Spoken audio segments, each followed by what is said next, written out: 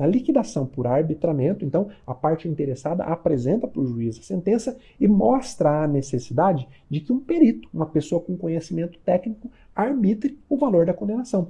Da sentença que condenou a revisão do contrato, falou assim, ó, eu condeno o requerido a devolver para o autor todos os valores que o autor pagou a mais em razão do reconhecimento que eu estou fazendo aqui na sentença de que os juros, ao invés de 10, tinha que ser 5, que a correção monetária, ao invés de 5, tinha que ser 1. Não é necessário que um perito examine toda a negociação entre as partes, examine todos os pagamentos que o autor fez para poder ver se há saldo credor ou há saldo devedor? Obviamente que sim. Então, a parte apresenta a sua mera petição, mostrando a necessidade de um conhecimento especializado para se chegar ao valor da condenação. Aí, o que o juiz faz? Isso aqui é um pouco diferente, né? O juiz intima as partes para a apresentação de parecer ou documento elucidativo no prazo que ele fixar.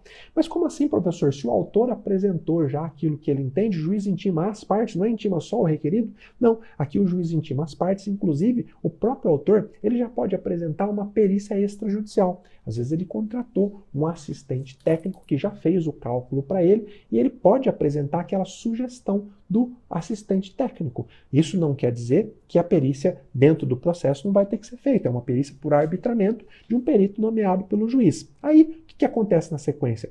As partes apresentam ou não apresentam qualquer documento elucidativo. E o juiz decide, se possível, se for possível decidir com os elementos que as partes apresentaram, ele decide, ou ele nomeia um perito, tá?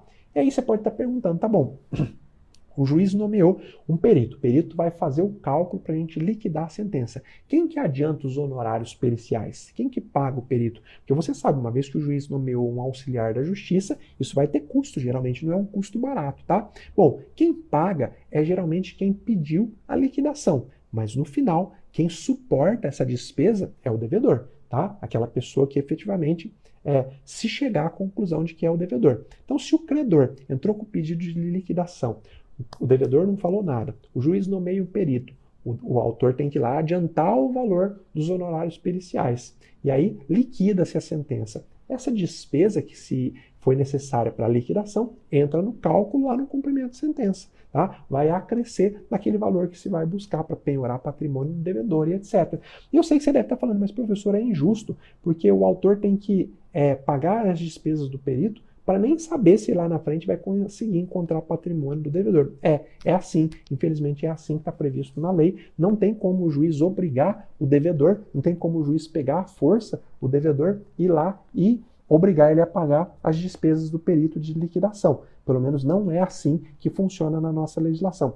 Tá? Agora, se for o requerido que pediu a liquidação, obviamente é ele que tem que arcar com os honorários do perito. Tá? Depois, no final, como ele mesmo marcou, se for chegar à conclusão de que ele é devedor, obviamente aquela despesa já está quitada, não vai ser transferida para o autor, tá bom? Agora, obviamente também que é possível impugnar o valor cobrado pelo perito. Às vezes o juiz nomeia um perito para poder fazer o arbitramento, o perito pede um valor lá para fazer o trabalho muito acima do valor esperado de mercado e você pode impugnar, tá bom?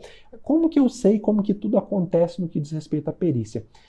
Todo o procedimento de liquidação por arbitramento, ele vai seguir o procedimento previsto no CPC lá para a produção da prova pericial. Está previsto no artigo 464 e seguintes do CPC.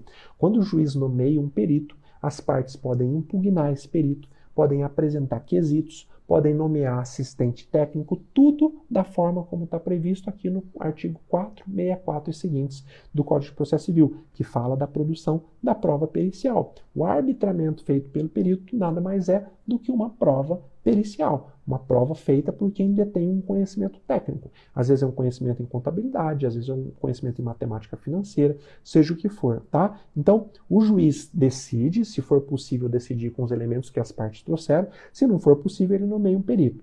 Depois, após produzida a prova, após o perito elaborar o laudo, tá? E as partes se manifestarem, então o juiz recebe o laudo do perito, intima as partes para manifestar e o juiz profere a decisão. Ele pode homologar o cálculo do perito e tornar a condenação líquida. Ou ele não homologa o cálculo do perito, pode determinar que outra perícia seja feita, se efetivamente tiver alguma falha, e assim termina a fase de liquidação por arbitramento.